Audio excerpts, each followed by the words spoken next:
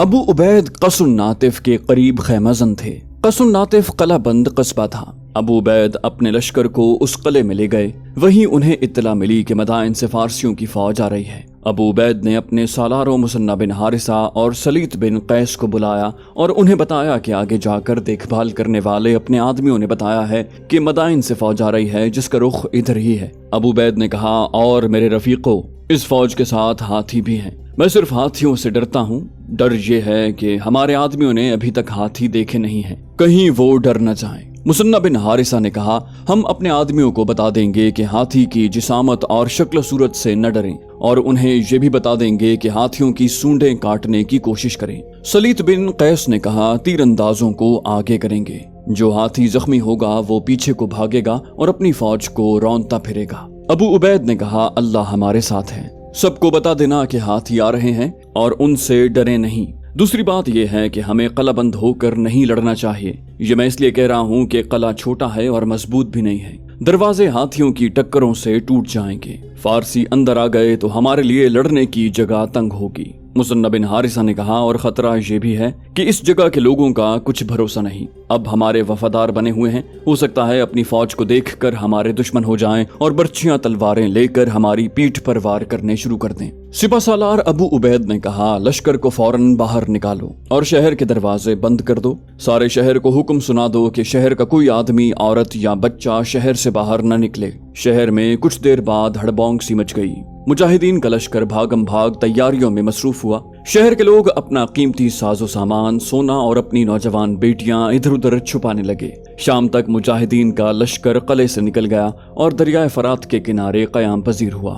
وہاں کشتیوں کا پل بھی تھا۔ بہمن جادویہ کے متعلق تاریخوں میں لکھا ہے کہ وہ مسلمانوں کو صرف اس لیے ہی دشمن نہیں سمجھتا تھا کہ انہوں نے اس کے ملک پر حملہ کیا تھا، بلکہ اس کے دل میں پہلے ہی مسلمانوں کے خلاف نفرت بھری ہوئی تھی، جسے وہ مذہب کا رنگ دیا کرتا تھا۔ اس نے راستے میں یہ الفاظ کہے تھے جو تاریخ میں محفوظ ہیں، جالینوس، میں یہ جنگ ملکہ فارس اور رستم کے حکم سے لڑنے نہیں آیا، یہ میری ذاتی لڑائی ہے۔ میں نے ان کے سالار خالد بن ولید رضی اللہ عنہ سے جو شکستیں کھائی ہیں ان کا انتقام ان مسلمانوں سے لوں گا۔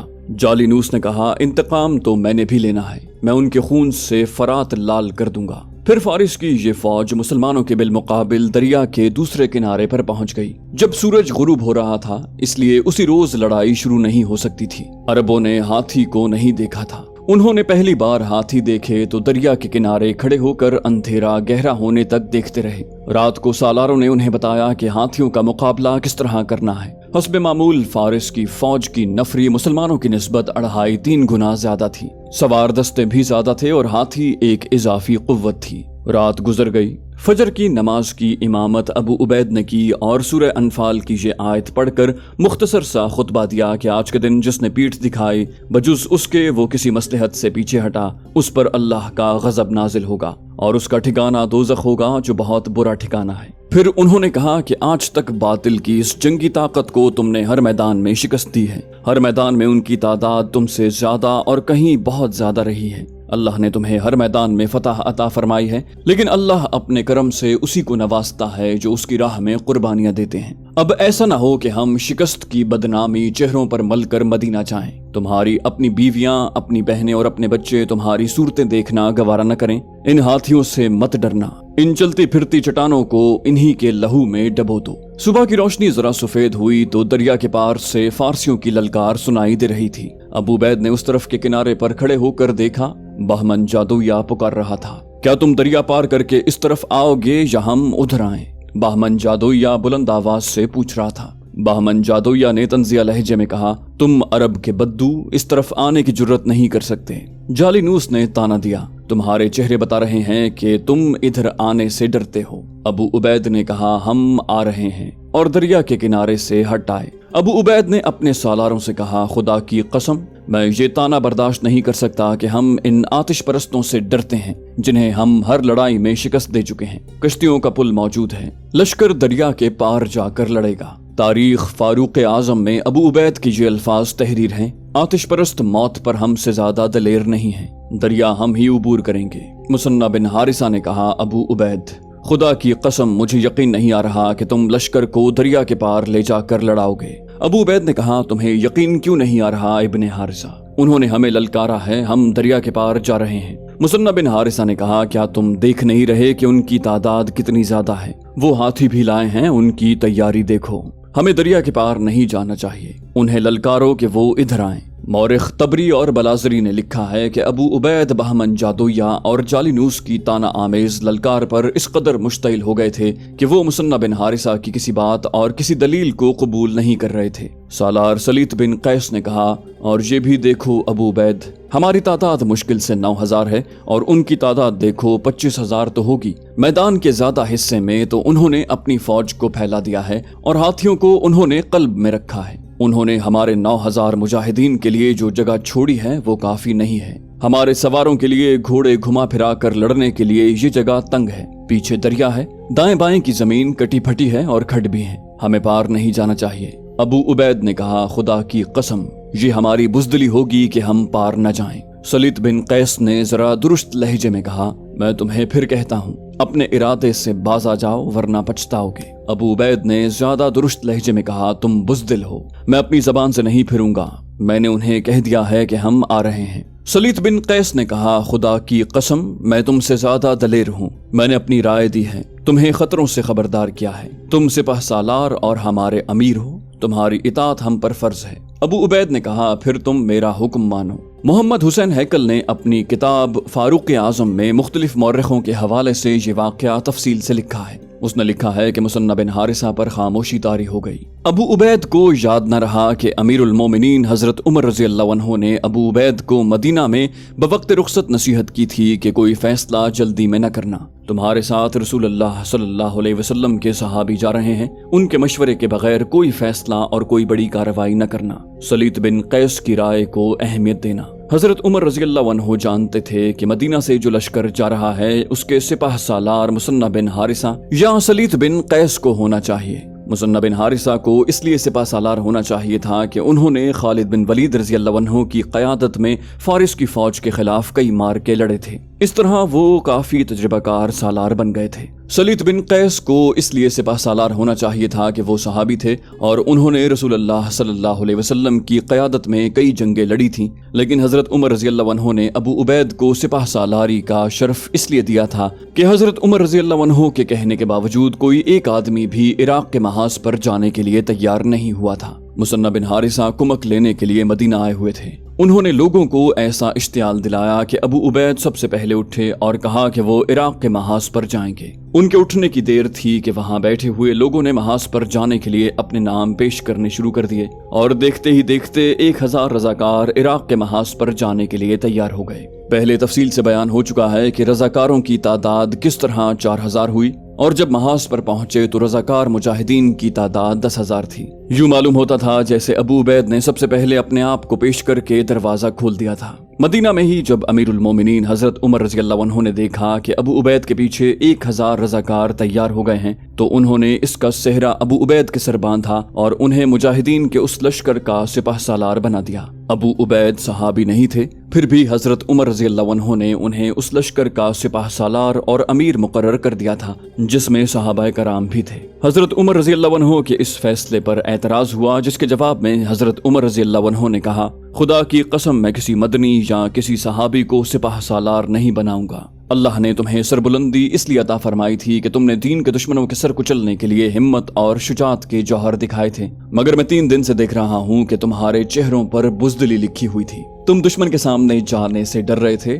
تو کیا سالاری اور امارت کے لیے اس شخص نے برتری حاصل نہیں کر لی جو اپنے دین کی حفاظت اور فروغ کے لیے سب سے پہلے آگے آیا؟ خدا کی قسم اس لشکر کا امیر یہی شخص ہوگا۔ ابو عبید اٹھو، میں نے تمہیں اس لشکر کا امیر مقرر کیا ہے جو مسنہ بن حارثہ کے ساتھ جا رہا ہے۔ حضرت عمر رضی اللہ عنہ نے وہاں بیٹھے ہوئے 2 صحابہ کرام سعد بن عبید اور سلیط بن قیس سے کہا تم دونوں ابو عبید کے بعد بولے تھے کہ تم محاذ پر جاؤ گے، ابو عبید سے پہلے تم اٹھتے تو لشکر کے امیر تم ہوتے۔ پھر امیر المومنین حضرت عمر رضی اللہ عنہ نے ابو عبید کو واضح نصیحتیں کی اور ہدایات دی کہ جن کا لب لباب یہ تھا کہ انہیں جو رتبہ دیا گیا ہے اس کا غلط استعمال نہ کریں اور بغیر مشورے کے اپنا کوئی فیصلہ نہ ٹھوسیں، مگر ابو عبید امیر المومنین کی ہدایات کو ذہن سے صاف کر چکے تھے اور وہ اپنا ذاتی فیصلہ ٹھوس رہے تھے کہ ہم دریا کے پار جا کر لڑیں گے۔ मुबस्सर लिखते हैं कि मुसलमान जो देखते ही देखते आधी दुनिया पर छा गए थे और जिन्होंने कैसर रूम और किस्रा फारिस की जंगी ताकत को रेजा रेजा कर दिया था,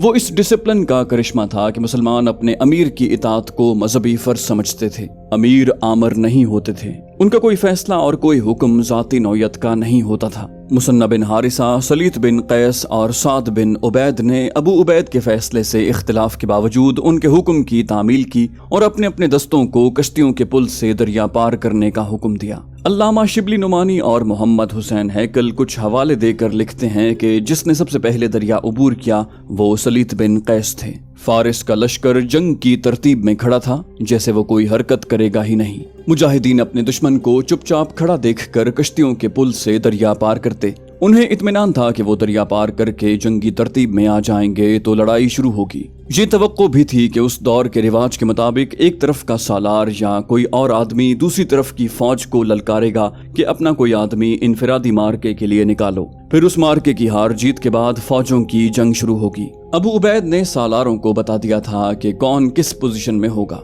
उन्होंने अपने लश्कर को मेमना, मैसरा, कल्ब और महफूजा में तकसीम कर दिया था। मुजाहिदीन के लश्कर ने इस तरतीब के मुताबिक दुश्मन के सामने जाकर खड़ा होना था। लश्कर कश्तियों के पुल से गुजर गया। आखिरी 2-4 मुजाहिदीन भी उस सिरे पर पहुंच गए। लश्कर के मुख्तलिफ हिस्से अभी अपनी अपनी जगह पर पहुंचने भी न पाए थे कि बहमन जादुया के सवार दस्तों ने दाएं और बाएं से हमला कर दिया। अबू उबैद के लश्कर को संभलने का मौका ही न मिला। मुजाहिदीन इस अचानक और गैर मुतवक्के हमले के लिए तैयार ही न थे। यही दुश्मन की चाल थी। अबू उबैद बहमन जादुया के जाल में आ गए थे। मुजाहिदीन अभी तरतीब में नहीं आए थे। फारसियों के अचानक हमले से मुजाहिदीन बेतरतीब हुजूम बन के रह गए। फारसियों के नारे, काट दो इन अरबों को, फतह अजमियों की है, घोड़ों तले कुचल दो, फरात को इनके खून से लाल कर दो, पुकारो अपने अल्लाह और अपने रसूल सल्लल्लाहु अलैहि वसल्लम को। बड़े ही गुस्सीले और तंजिया नारे थे। इनमें कुछ नारे बड़े ही तौहीन आमेज और इश्तियाल अंगेज थे। इन नारों ने मुसलमानों की गैरत और हमियत की कोई ढकी छुपी रग बेदार कर दी। हनीफा देनूरी ने लिखा है कि ये लड़ाई माह रमजान 13 हिजरी में लड़ी गई थी। लड़ाई की सूरत यकतरफा थी और 25,000 के लगभग नफरी की फौज में 9,000 मुसलमान अपनी जानें बचाने के सिवा कुछ नहीं कर सकते थे। लेकिन तौहीन आमेज नारों ने उनमें रूहानी कुव्वतें बेदार कर दी और वो ऐसे जोश और ऐसे हैरान कुन जज्बे से लड़ने लगे कि उनके कदम जम गए। उन्होंने जवाबी नारे लगाने शुरू कर दिए। आग के पुजारी किसी मैदान में नहीं ठहर सके, यहाँ भी नहीं ठहरेंगे। ये भिखारियों की फौज है, ये किराए के फौजी हैं, ये एक औरत की रियाया है। नाराए तकबीर, अल्लाहु अकबर। इन नारों का फायदा खुद मुजाहिदीन को यूं हुआ कि हर मुजाहिद को पता चल गया कि उसके साथी जिंदा और बेदार हैं और उनका जज्बा कायम है। फारसियों को एहसास हो गया कि इन मुसलमानों के जज्बे को मारना आसान काम नहीं। मुजाहिदीन के लिए ये जिंदगी और मौत का मार्का था। उन्हें ये एहसास आग बगूला कर रहा था कि वो हार गए तो उनकी पहली फतूहात पर पानी फिर जाएगा और किसरा की फौज पर उनकी जो दहशत तारी थी वो खत्म हो जाएगी। मगर मुसलमान ऐसी सूरत हाल में फंस गए थे कि उनके लिए पसपाई भी मुमकिन नहीं रही थी।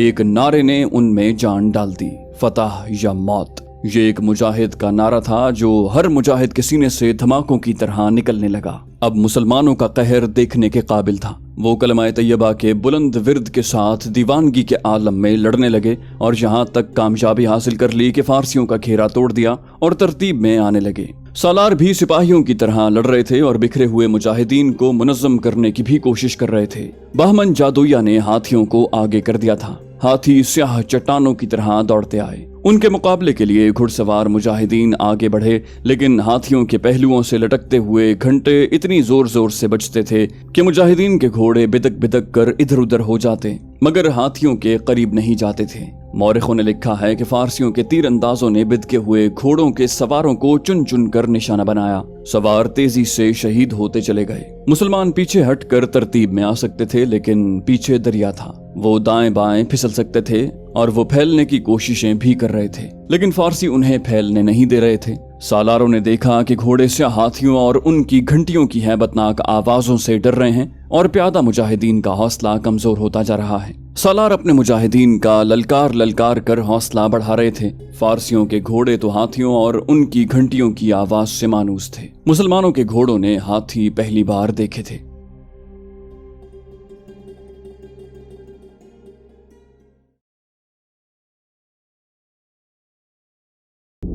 दोस्तों ये थी हमारी आज की एपिसोड। उम्मीद करते हैं आपको हमारी कहानी पसंद आई होगी। जाने से पहले इस वीडियो को लाइक कीजिए और शेयर करना मत भूलिए। कमेंट करके हमें बताइए कि आपको हमारी वीडियो कैसी लगी। और अगर अभी तक आपने इस चैनल को सब्सक्राइब नहीं किया तो इसे सब्सक्राइब कीजिए और बेल आइकन दबाकर ऑल नोटिफिकेशंस ऑन कर लीजिए।